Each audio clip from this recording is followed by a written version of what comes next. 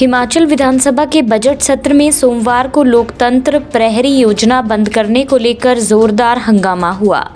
संसदीय कार्य मंत्री हर्षवर्धन चौहान के जवाब से असंतुष्ट विपक्ष ने पहले सदन के भीतर नारेबाजी की और बाद में सदन से वॉकआउट कर दिया।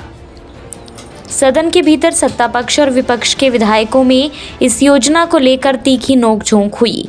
मुख्यमंत्री की गैर मौजूदगी में संसदीय कार्य मंत्री ने जवाब देते हुए विपक्ष पर इस योजना को लेकर राजनीतिक रंग देने का आरोप लगाया। क्या बोले संसदीय कार्य मंत्री हर्षवर्धन चौहान, सुनिए विस्तार से। मैं ऑन रिकॉर्ड कह रहा हूं कि बीजेपी और आरएसएस के लोगों का हिंदुस्तान को आज़ाद करने में अंग्रेजों की लड़ाई में कोई योगदान नहीं है। ये मैं नहीं कह रहा हूं, ये इनके राष्ट्रीय अध्यक्ष लाल कृष्ण आडवाणी अपनी जो my country my life autography में कह रहे हैं। आज इनके पास आज मुद्दा नहीं है। आज हिमाचल प्रदेश में भारतीय जनता पार्टी मुद्दाहीन हो चुकी है। आज इनको जब ये बिल विधानसभा के अंदर निरस्त करने के लिए आया, उस वक्त इन्होंने इसका अपनी गुबार निकाल दी।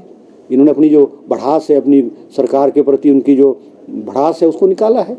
ठीक है, उनका हक है, उन्होंने विरोध किया है, उन्होंने अपनी इस बिल का विरोध किया क्योंकि उनका लाया हुआ बिल है और उन्होंने वॉकआउट भी किया है, उनका अधिकार है, वॉकआउट किया है, तो इट वाज एक्सपेक्टेड कि वो करेंगे। आज उनके स्टडी किया होगा आपने पूरे बिल को, क्या मोटिव था इसके पीछे जो ये सारी चीजें हुई है, क्या अब क्या चाह रहे थे?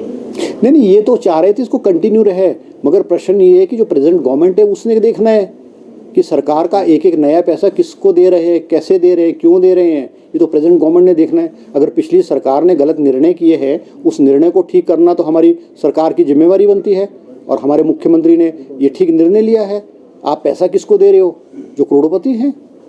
मैंने कुछ सूची पढ़ी, उसमें से कांगड़ा के और शिमला के जो दुकानदार हैं, बड़े बड़े दुकानदार, बड़े बड़े बिजनेसमैन हैं, जिनके कईयों के अपने प्रोजेक्ट्स हैं, कईयों के जिनके अपने जो बच्चे हैं वो सरकारी नौकरियों में क्लास 1 और क्लास 2 ऑफिसर्स हैं। 90% लोग ऐसे लोग हैं। क्या वो 90% लोग जो वेल ऑफ हैं, पॉलिटिकल लोग हैं, क्या वो इसके हकदार हैं? और पॉलिटिकल लोगों को तो जो पॉलिटिकल लोग हैं उनको अपनी पेंशन मिल रही है, कई लोगों को सांसद पेंशन भी मिलती है, एमएलए की पेंशन भी मिलती है, कई ऐसे लोग हैं जिनका मैं नाम लिया है। तो कोई अच्छी बात नहीं है। देखो, सत्ता का दुरुपयोग, पैसे का दुरुपयोग करना, it is an example and it has not been done by any government in Himachal Pradesh. मैंने जैसे उल्लेख विधानसभा के अंदर कहा, शांता कुमार जी तो खुद जेल में रहे हैं। शांता कुमार जी को तो इन प्रहरियों की सुखद याद नहीं है जब 1977 में वो पहली बार मुख्यमंत्री बने। शांता कुमार जी दोबारा दूसरी बार हिमाचल प्रदेश के मुख्यमंत्री जो है दूसरी बार 1990 में बने। उनको तो याद नहीं आई, क्योंकि शांता कुमार जी जो है वो एक सीजन पॉलिटिशियन है, समझदार पॉलिटिशियन है। वो सरकार के एक एक पैसे का जनता के लिए खर्च करते हैं, वो नेताओं के लिए नहीं खर्च करते। उन्होंने कभी ऐसा सोचा भी नहीं। वहीं नेता प्रतिपक्ष जयराम ठाकुर ने कहा कि ये सरकार योजना को बंद कर लोकतंत्र का अपमान कर रही है। उन्होंने कहा कि इमरजेंसी के खिलाफ जिन लोगों ने आवाज उठाई और जेल गए, उनके लिए ये योजना शुरू की गई। विधानसभा में एक्ट लाकर इसे पारित किया। कांग्रेस के नेताओं ने इसे अपमान समझा और इसे निरस्त कर दिया। ये दुर्भाग्यपूर्ण है। आज हिमाचल प्रदेश में लोकतंत्र की दृष्टि से ये एक तरह का काला अध्याय आज का ये दिन इस रूप में जाना जाएगा। भारतीय जनता पार्टी की सरकार ने पूर्व में एक निर्णय लिया था कि जिन लोगों ने इमरजेंसी के दौरान जेल की सलाखों के पीछे दिन नहीं महीने गुजारे, 19 महीने, 21 महीने, 15 महीने, 16 महीने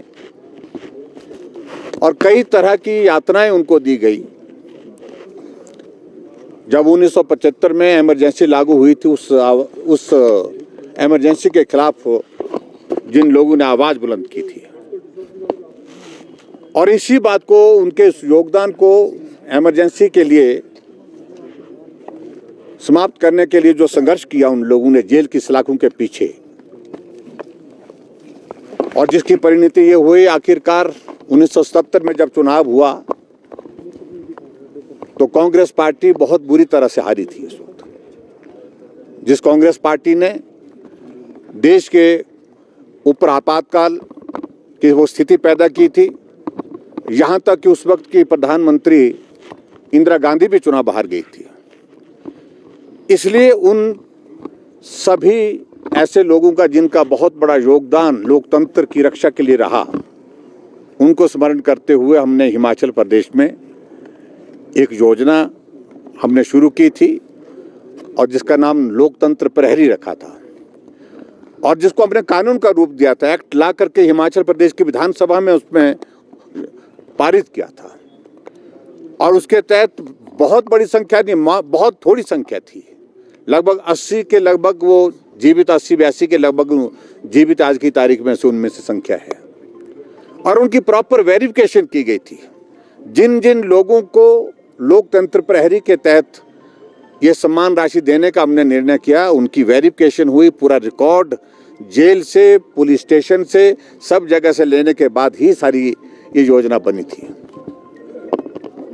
लेकिन कांग्रेस के नेताओं को लगा कि ये हमारा अपमान है, हमारी नेता ने इमरजेंसी लगाई थी, उनने जो भी निर्णय किया था उचित किया था, गलत कुछ नहीं था उसमें, और इसलिए उनने पार्टी हाईकमान के आदेश के मुताबिक आज एक जो बिल जो हमने हिमाचल प्रदेश विधानसभा के अंदर पारित करके लोकतंत्र प्रहरी के लिए जो सम्मान राशि देने का निर्णय, पार्टी हाईकमान के आदेश के मुताबिक आज एक जो बिल जो हमने हिमाचल प्रदेश विधानसभा के अंदर पारित करके लोकतंत्र प्रहरी के लिए जो सम्मान राशि देने का निर्णय किया था, जिसमें 12,000 और 20,000 रुपये का प्रावधान था, उसको रिपील करने के लिए उस बिल को लाया और आज उन्होंने उसको रिपील किया।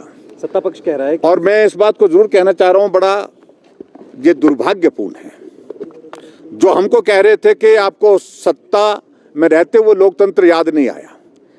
हमने सत्ता में रहते हुए ये बिल लाया था और बिल पारित किया था, और आज हम विपक्ष में, आज भी हम लोकतंत्र के पक्ष में ही बात कह रहे हैं। क्या कहना है नेता प्रतिपक्ष जयराम ठाकुर का, सुनिए।